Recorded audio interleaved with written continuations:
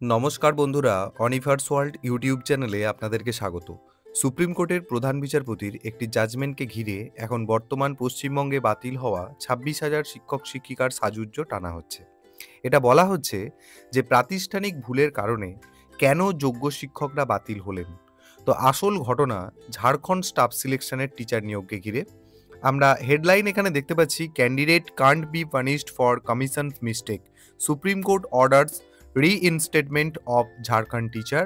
The teacher had been terminated despite being selected under the 25% quota for experienced teachers. তো ঘটনা হচ্ছে, Jharkhand staff selection commission সরকারি উচ্চ বিদ্যালয়ে প্রশিক্ষিত স্নাতক শিক্ষক মানে যেটা টিজিটি পদের নিয়োগের জন্য বিজ্ঞপ্তি প্রকাশ করে।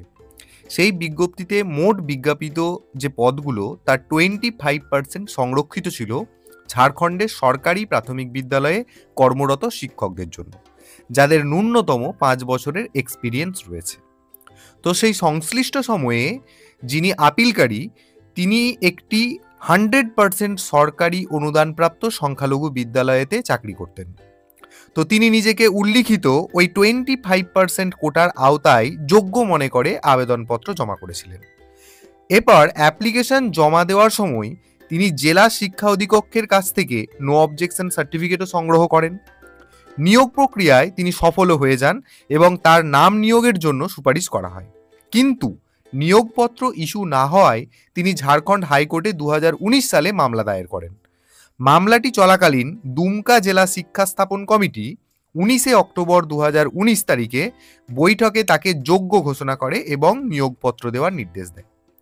ফলত 24 অক্টোবর 2019-এ তাকে অ্যাপয়েন্টমেন্ট লেটার দেওয়া হয় এবং 26 অক্টোবর 2019 তিনি চাকরিতে জয়েন করেন। এরপর প্রায় 1 বছর হয়ে যাওয়ার পর 7 সেপ্টেম্বর 2020-তে হঠাৎ করে তার চাকরি বাতিল করা হয় এবং 12 সেপ্টেম্বর 2020-তে তার প্রাপ্ত সমস্ত বেতন ফেরতের নির্দেশ দেওয়া হয়। এতে ওই শিক্ষক অসন্তুষ্ট হয়ে তিনি আবার কি করেন, 2020 সালে হাইকোর্টে একটি মামলা দায়ের করেন, যা 19 এপ্রিল 2023 তারিখে আবার খারিজও হয়ে যায়। এরপর ডিভিশন বেঞ্চে অ্যাপিল করলেও সেটাও আবার খারিজ হয়ে যায়। তারপর তিনি এবার সুপ্রিম কোর্টে বর্তমান অ্যাপিলটি দায়ের করেন। তো এর প্রেক্ষিতে আদালত তার পর্যবেক্ষণ অনুসারে জানায় যে মামলাকারীর পক্ষে যুক্তি ছিল যে তিনি 100% সরকারি অনুদানপ্রাপ্ত সংখ্যালঘু বিদ্যালয়ের টিচার ছিলেন, তাই তিনি সরকারি প্রাথমিক বিদ্যালয়ের 25% কোটায় আবেদনের যোগ্য।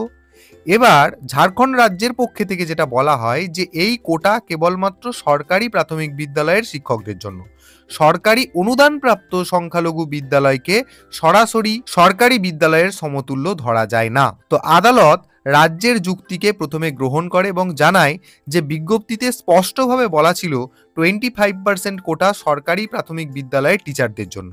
ফলে যিনি আবেদনকারী প্রকৃত অর্থে কিন্তু যোগ্য ছিলেন না। তবে বাস্তবে যেটা দেখা যাচ্ছে, কমিশন তাকে যোগ্য ধরে নিয়োগ দিয়েছিল।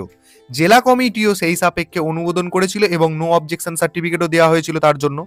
1 বছর পরেই তার চাকরি বাতিল এবং বেতন ফেরতের নির্দেশ দেওয়া যেটা হয়েছিল সেটা কিন্তু পুরোপুরিভাবে অন্যায়। আদালত বলেছে যে অ্যাপিলকারী নিজের ভুলে নয়, বরং কমিশন এবং জেলা কমিটির ভুলে ক্ষতিগ্রস্ত হয়েছেন। তাই 7 সেপ্টেম্বর 2020 এবং 12 সেপ্টেম্বর 2020 তারিখের সরকারি আদেশ দুটোকে বাতিল করা হয়। এরপর আপিলকারীকে অবিলম্বে পুনর্বহাল করারও নির্দেশ দেয় আদালত। এরপর আদালত আরও নির্দেশ দেন যে তাকে ধারাবাহিক চাকরির সুবিধা অর্থাৎ কন্টিনিউটি ইন সার্ভিস এবং অবসরকালীন যে সমস্ত সুযোগ সুবিধা রয়েছে তাকে সমস্ত কিছুই দেওয়া হবে, তবে চাকরি হারানোর সময়কালটুকুর বেতন কিন্তু তাকে দেওয়া হবে না। এই নির্দেশ 1 অক্টোবর 2025-এর মধ্যে কার্য করার নির্দেশ দেয় সুপ্রিম। এই রায়ের সিদ্ধান্ত শুধুমাত্র বর্তমান মামলার বিশেষ পরিস্থিতির জন্য প্রযোজ্য।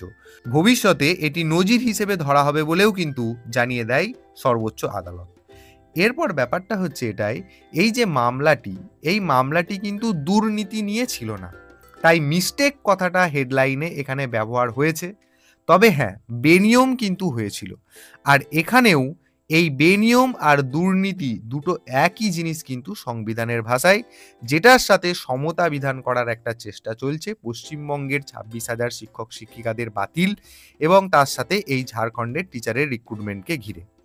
তো যাই হোক, যতটুকু এই জাজমেন্টকে ঘিরে বোঝার আমি সেটুকুই আপনাদের সাথে শেয়ার করলাম। এরপরেও অনেকের অনেক মন্তব্য থাকবে।